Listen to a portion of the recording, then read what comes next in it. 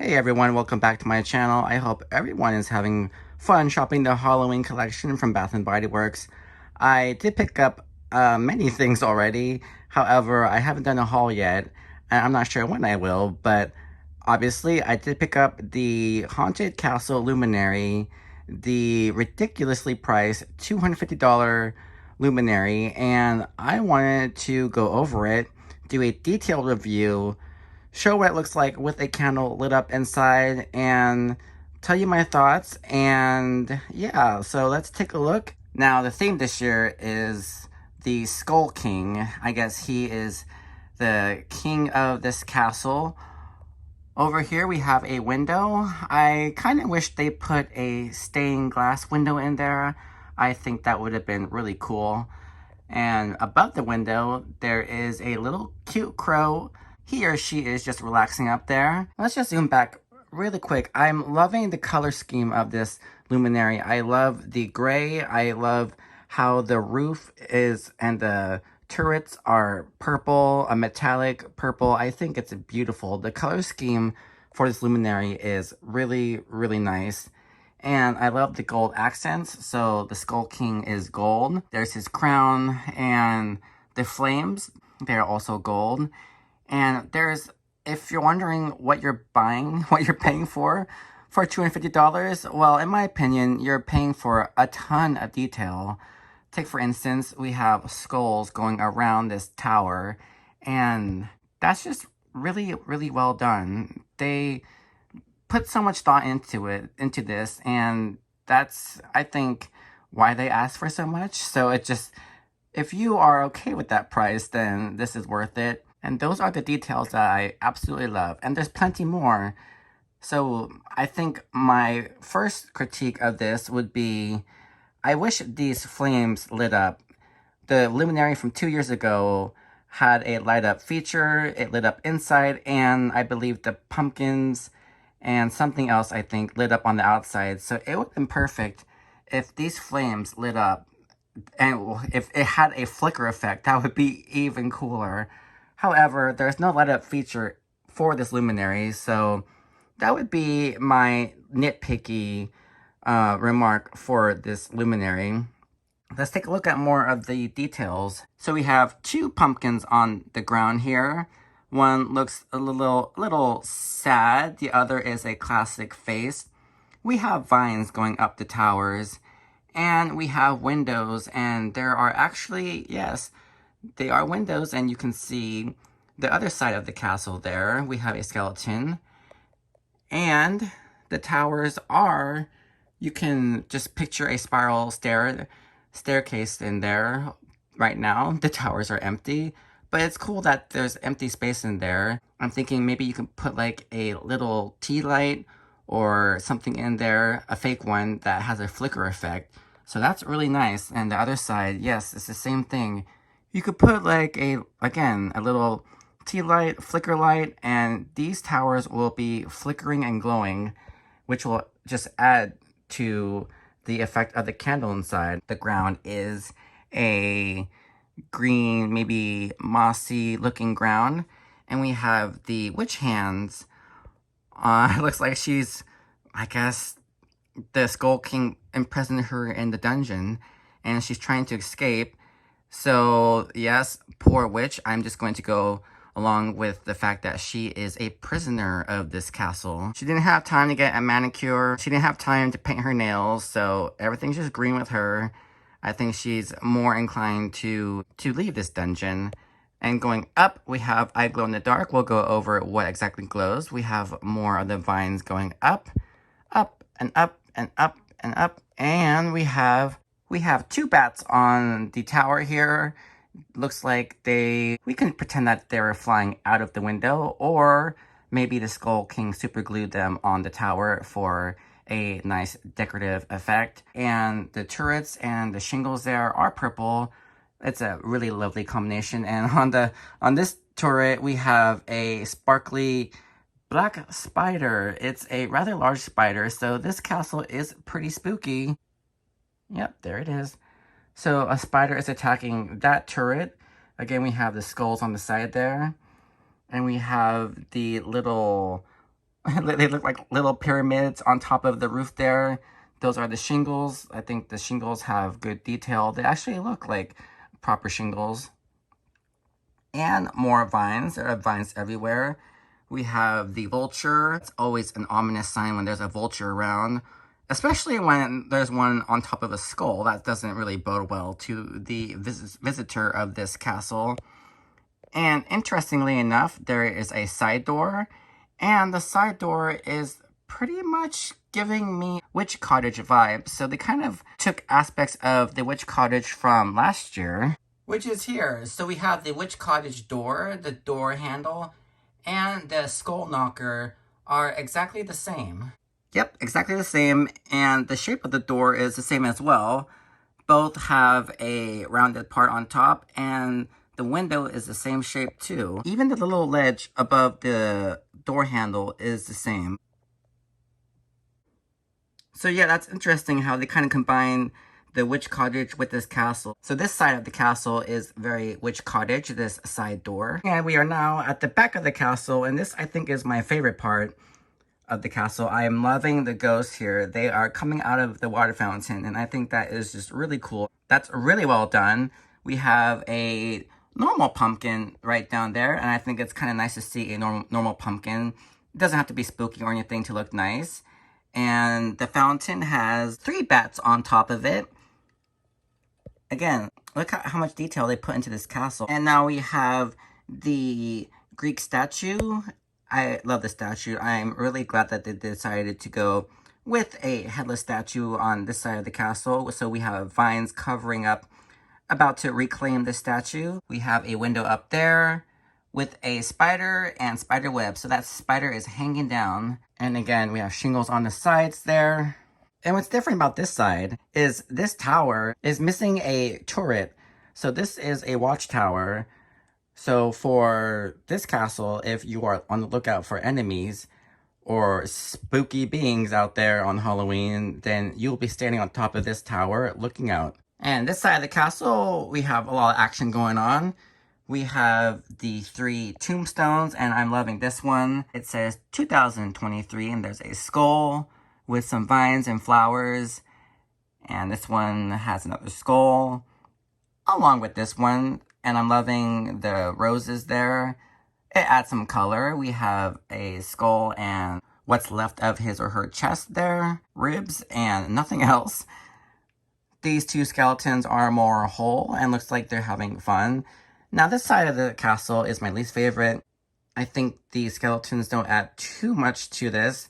If they decided to leave the skeletons out, I would have been perfectly okay with it. It is kind of weird how this side is crumbling and everything else about this castle is perfect. So I guess they are currently attacking the castle. And there used to be a window here. And look at the hands there. There are skeleton hands there.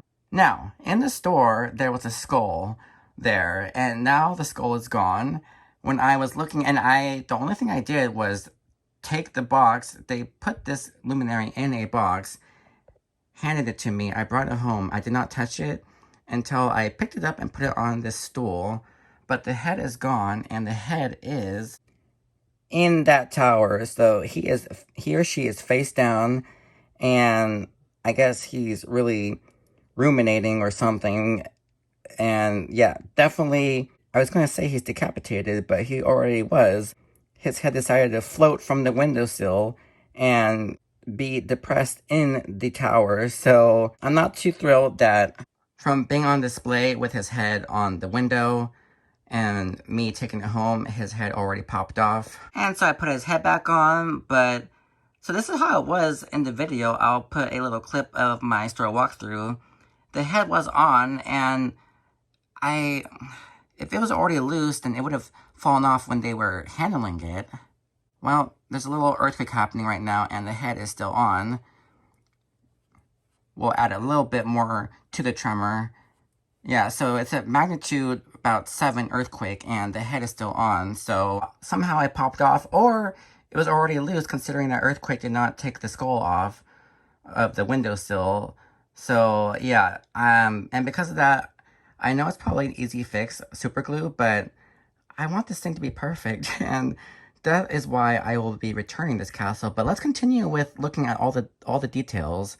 So the dancing skeletons are there, and back to the front. So there is an overview of the castle. I'm going to turn my ring light off so we can take a look at it with more natural light.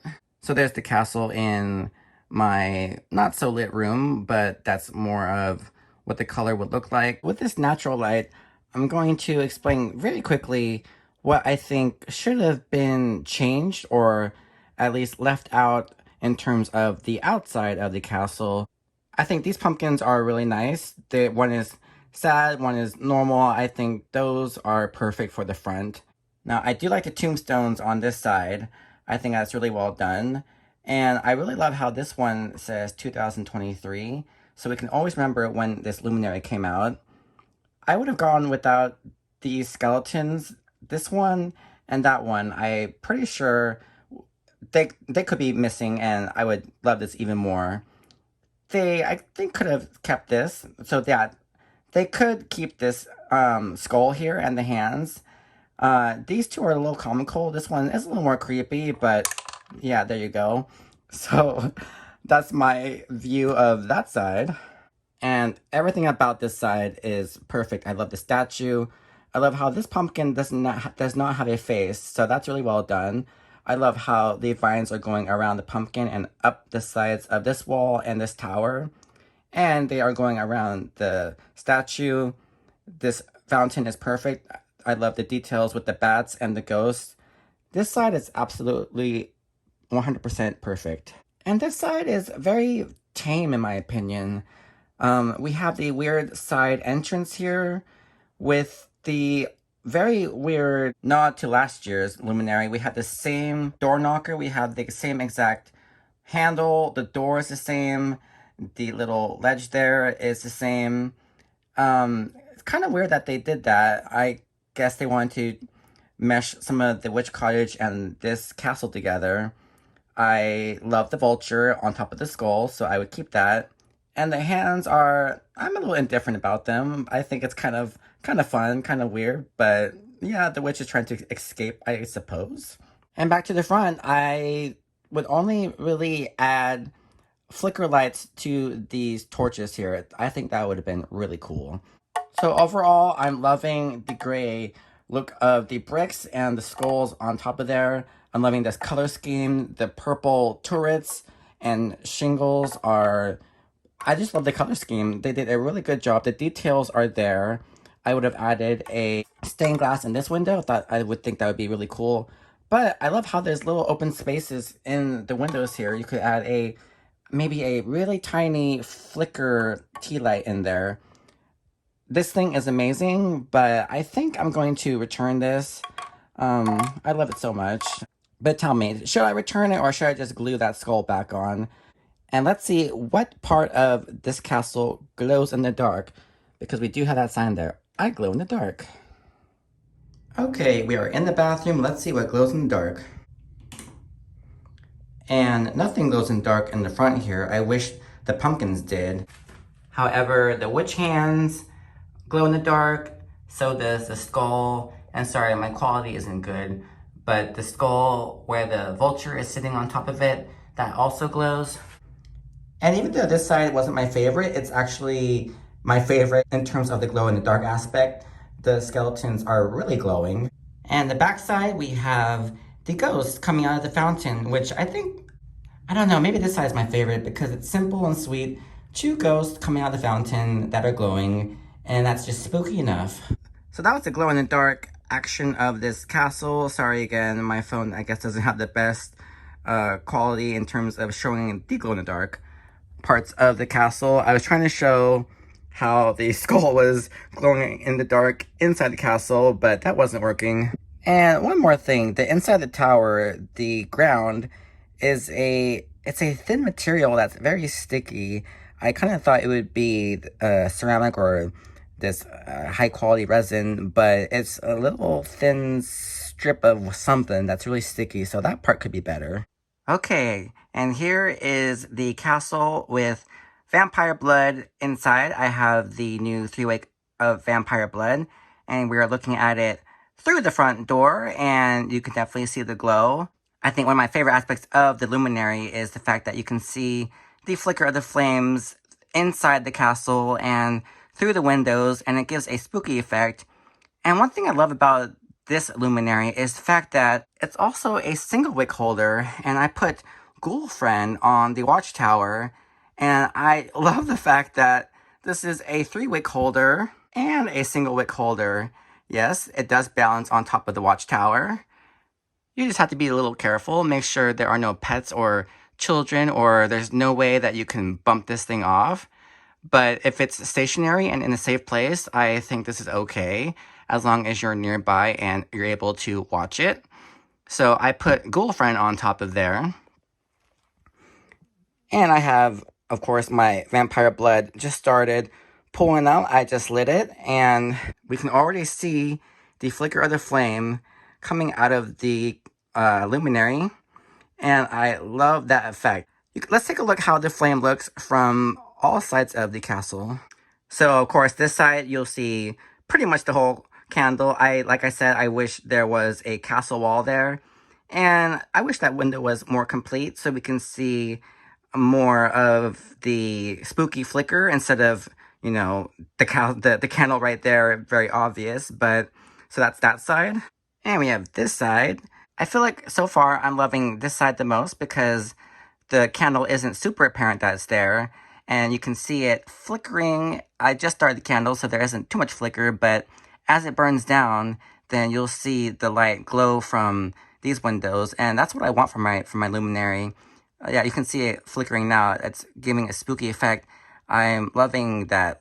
I'm just loving that look, and this is what I want for my Luminary. I want to see the glow of the candle from the windows, but I don't want to see the candle, you know, out in the open like the other side. And there's the Ghoulfriend.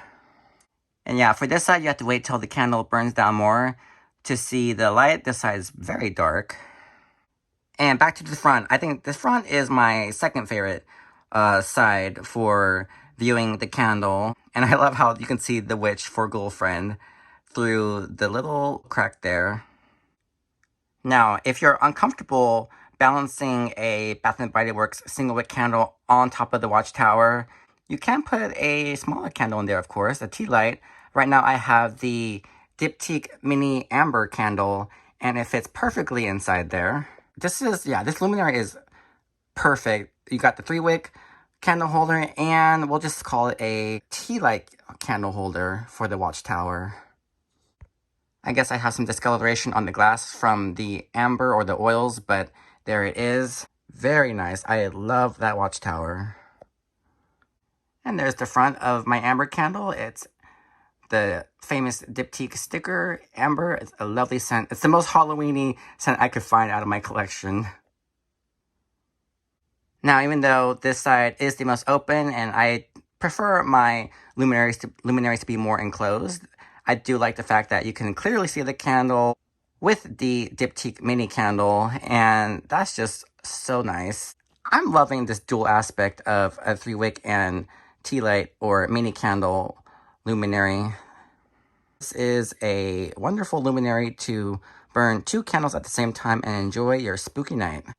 And if you can add a couple mini tea light flicker flames in the towers, I mean, this will be such an awesome display piece for Halloween or for the whole month of October or whenever you want. This is hands down a superb luminary, and yes, it's expensive, but just look at it, look at the details. It's very, very solid feeling. The quality is there, the detail is there, and I love that cute watchtower. You could put a candle inside there. I think this is a really well done Halloween luminary, and I love that it's a castle. That's also why this is my favorite luminary that Bath& Body Works has ever done. And that's my review of the 2023 Bath & Body Works Haunted Castle Luminary. I hope you enjoyed it.